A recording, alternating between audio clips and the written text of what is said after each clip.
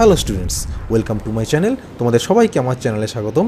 আজকের এই ভিডিওতে দেখে নেব একটা সুন্দর অটোবায়োগ্রাফি, অর্থাৎ দেখো write an autobiography of an owl enjoying the night, অর্থাৎ একটা পেঁচার আত্মজীবনী বা আত্মকথা এখানে আমরা দেখে নেব। তাহলে চলো বেশি কথা না বাড়িয়ে আমরা তাহলে পুরো প্রথম থেকে শেষ পর্যন্ত লাইন বাই লাইন বাংলা মানে সহ অটোবায়োগ্রাফিটা দেখে নিই, ঠিক আছে?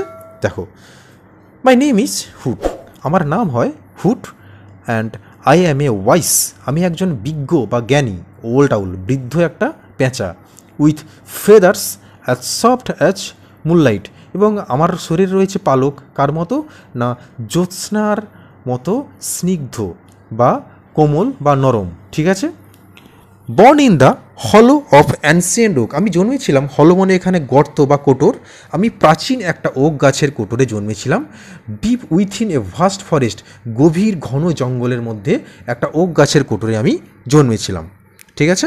তারপর দেখো, I have spent my life perched high in the branches, আমি আমার সারা জীবনটা কাটিয়েছি একদম গাছের ওপরে ডাল থেকে, অর্থাৎ একদম গাছের উপর থেকে। Watching the world unfold beneath me, আমি উপর থেকে নিচের যে বিশ্ব বা পৃথিবীটাকে দেখে আমি বড় হয়েছি বা আমি আমার জীবনটা কাটিয়েছি। অর্থাৎ এখানে বলা হচ্ছে যে পেঁচা অ্যাকচুয়ালি উপরেই থাকে, গাছের খুব উঁচু অংশেই থাকে, তাই সে এখানে বলছে যে সে সারা জীবনটা গাছের উঁচু ডাল থেকেই বসে সে কাটিয়েছে, ঠিক আছে? From the moment I hatched কথার অর্থ হচ্ছে ডিম ফুটে বাচ্চা বের হওয়া, ঠিক আছে? আমি যখন ডিমের ভেতর থেকে বেরোই বা আমি জন্মাই, I was drawn to the mysterious of the night. দেখো এখানে ড্রন কথার অর্থ হচ্ছে আকৃষ্ট, আমি এই যে মিস্টেরিয়াস, এখানে মিস্টেরিয়াস কথার অর্থ হচ্ছে রোমাঞ্চকর। তাহলে আমি যখন জন্মেছিলাম আমি মিস্টেরিয়াস বা রোমাঞ্চকর রাতটাকে আমি দেখেছিলাম। The moon became my companion, আমার তখন সঙ্গী গিয়েছিল, চাঁদ ছিল আমার সঙ্গী, and the stars my guide, এবং তারারা ছিল আমার গাইড, আমার প্রহরী, ঠিক আছে? মাই ডেস আর স্পেন্ড রেস্টিং, আমার সারাদিন কাটতো বিশ্রাম নিয়ে।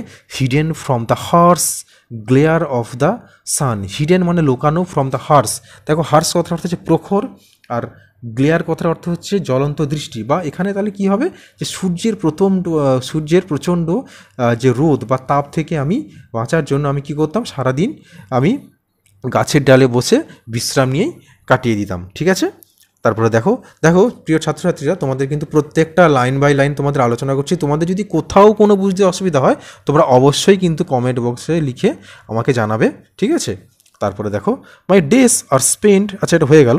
তারপরে দেখো, বাট অ্যাজ টুইলাইট, যখন গোধূলি হয়ে যায় বা মানে গোধূলি হয়ে ডিসেন্ট মানে অস্ত যাবার, যাই হোক, তো গোধূলি যখন পার হয়ে যায়, আই অ্যাওয়েকেন, আমি জেগে উঠি। স্ট্রেচিং মাই উইংস, আমি আমার যে ডানাগুলোকে প্রসারিত করি। অ্যান্ড প্রিপেয়ারিং ফর হান্ট, এবং আমি রাতের শিকারের জন্য প্রস্তুত হই। তাহলে এখানে কি বলা হচ্ছে, যখন গোধূলি অর্থাৎ বিকেল নেমে সন্ধে হয় তখন পেঁচা কী করে, সে তার ডানাটাকে স্প্রেড করে, ছড়ায়, হয়েছে, বা স্ট্রেচ অর্থাৎ প্রসারিত করে, কি জন্য না সে রাতের শিকারের জন্য একদম প্রস্তুত, ঠিক আছে? তারপরে দেখে নাও, with keen eyes that pierce the darkness and ears that catch even the faintest whisper, I glide silently through the night. With keen eyes, দেখো কিন মানে এখানে কিন মানে বলা হচ্ছে তীক্ষ্ণ, আমার তীক্ষ্ণ দৃষ্টি।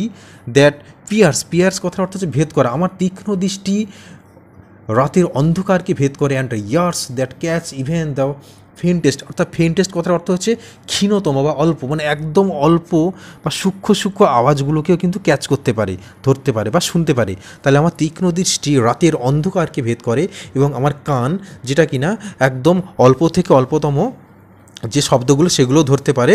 আই গ্লিড, এখানে গ্লিড কথার অর্থ হচ্ছে ধীরে ধীরে ভেসে চলা বা উড়ে চলা। সাইলেন্টলি থ্রু দ্য নাইট, আমি কি করি তাহলে রাত্রে ধীরে ধীরে উড়ে চলি, কেমন করে না রাতের অন্ধকার ভেদ করে, এবং সমস্ত অল্প শব্দগুলোকেও শুনি বা শুনতে আমি রাতের অন্ধকারে আস্তে আস্তে উড়ে চলি, ঠিক আছে? তারপরে দেখো, my prey never sees me coming until it is too late, আমার যে শিকাররা তারা কখনোই আমাকে দেখতে পায় না যতক্ষণ না আমি তাদের কাছে আসি, এবং ইজ টু লেট, বা এবং ততক্ষণ তাদের দেরি হয়ে যায়, কারণ ততক্ষণে আমি তাদেরকে ধরে ফেলি। তাহলে বোঝা গেল এই লাইনটার মানে। তাহলে কি বলা হচ্ছে এখানটায়, যে আমার শিকাররা কখনোই আমাকে দেখতে পায় না যতক্ষণ আমি তাদের খুব কাছাকাছি চলে আসি। ঠিক আছে, তারপরে দেখে নাও, I have seen many seasons come and go. আমি অনেক ঋতু দেখেছি আসতে এবং যেতে, it's bringing its own changes to the forest, যে কিনা এবং এই ঋতুগুলো কী করে, যে বনের রূপটাকে চেঞ্জ করে, অর্থাৎ পরিবর্তন করে, সেটা আমি দেখে এসেছি। I have watched as tree গ্রিউ tall and strong. আমি দেখেছি গাছগুলোকে লম্বা হতে এবং খুব শক্ত হতে, বড় হতে, only to be felled by storm. কী জন্য না, ঝড়ে পড়ে যাওয়ার জন্য, অর্থাৎ প্যাসেজ অফ টাইম, সময়ের সাথে সাথে কি হয় না, সেই বড় বড় গাছগুলো আবার ঝড়ে পড়েও যেতে আমি দেখেছি। ঠিক আছে, তারপরে দেখে নাও, I have listened to the songs of countless creatures. আমি অনেক জন্তুর আওয়াজ শুনেছি, আমি অনেক অসংখ্য জন্তুর আওয়াজ শুনেছি, some of which are no longer here, এবং তাদের মধ্যে অনেকেই এখানে নেই, অনেকেই তারা চলে গেছে বা মারা গিয়েছে। আমি এরকম অনেক জন্তুর বা প্রাণীর আমি আওয়াজ শুনেছি। Through it all I remain A guardian of the night. এইসবের মধ্যে দিয়ে আমি কে, আমি একজন তত্ত্বাবোধক। এখানে গার্ডিয়ান কথাটা বলা হচ্ছে তত্ত্বাবোধক, অর্থাৎ আমি রাতের তত্ত্বাবোধক। আমি রাতে এখানে এই গাছের ডালে বসে, বা আমি এই রাতের অন্ধকার ভেদ করে আমি সমস্ত কিছু লক্ষ্য রাখি। এ সিম্বল অফ উইজডম, একজন জ্ঞানীর হচ্ছে এখানে বলা হচ্ছে সিম্বল কথা প্রতীক, অর্থাৎ যেহেতু পেঁচাটা হচ্ছে একজন বৃদ্ধ, তাই সে তার পুরো জীবনে অনেক ঘটনা বলি সে দেখেছে, তাই সেখানে কি বলে, সে এখানে নিজেকে কি বলে তুলে ধরছে না, রাতের তত্ত্বাবোধক অ্যান্ড মিস্ট্রি, এবং রহস্য। ঠিক আছে, তারপরে দেখো, my life is solitary but rich with the knowledge of the ages. আমার জীবন হচ্ছে খুব একাকী, কিন্তু যেটা কিনা আমার বিভিন্ন সময়ের, বা আমার এত বছর জীবনের অনেক জ্ঞানের ভাণ্ডার আমার কাছে রয়েছে। অর্থাৎ আমার কাছে সমস্ত সময়ের জ্ঞান আমার কাছে রয়েছে, আমি হচ্ছে প্রত্যক্ষদর্শী। ঠিক আছে, তারপর দেখো, আই অ্যাম হুট, আমি হই হুট, and this forest is my home, এবং এই বনটাই হচ্ছে আমার বাড়ি, মাই হান্টিং গ্রাউন্ড, আমার শিকারের স্থান, অ্যান্ড মাই স্যাঞ্চুয়ারি, এবং এইটা হচ্ছে আমার আশ্রয়স্থল। তো প্রিয় ছাত্রছাত্রীরা, তোমাদের কিন্তু একদম প্রথম থেকে শেষ পর্যন্ত প্রত্যেকটা লাইন বাই লাইন এবং আননোন ওয়ার্ডগুলোর বাংলা অর্থসহ তোমাদের বুঝিয়ে দিলাম। আশা করছি তোমাদের বুঝতে কোনো অসুবিধা হয়নি। তাহলে তোমরা দেখো, পুরো প্রথম থেকে শেষ পর্যন্ত খাতায় তুলে নাও, এবং যে সমস্ত আননোন ওয়ার্ড, যে ওয়ার্ডগুলো তোমার মনে হচ্ছে অজানা, সেগুলোর বাংলা মানে আমি যেভাবে বললাম তোমরা লিখে নাও। এবং এটা খুব সুন্দর একটা অটোবায়োগ্রাফি, এবং তোমাদের জন্য খুব ইম্পর্ট্যান্ট, এটা পরীক্ষায় আসে, তাই তোমরা এই অটোবায়োগ্রাফিটা রেডি করতে পারো। এবং প্রিয় ছাত্রছাত্রীরা, তোমরা যদি চ্যানেলে নতুন হয়ে থাকো, তাহলে চ্যানেলটাকে অবশ্যই সাবস্ক্রাইব করতে পারো, কারণ এর পরের ভিডিওগুলো তুমি সঙ্গে সঙ্গে সামনে দেখতে পেয়ে যাবে যখন এর পরের ভিডিওগুলো দেব। তো ঠিক আছে, চলো তাহলে তোমরা এটাকে ভালো করে প্র্যাকটিস করবো। এরপরে আসবো নতুন একটা ভিডিও নিয়ে।